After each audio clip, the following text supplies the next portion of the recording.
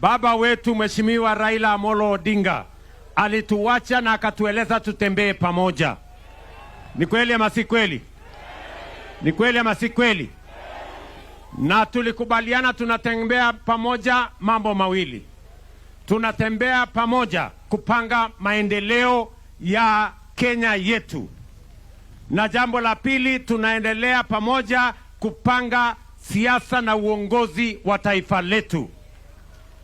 Na sababu hiyo ndio mimi nafika hapa kama rafiki na kama kiongozi wa taifa letu la Kenya.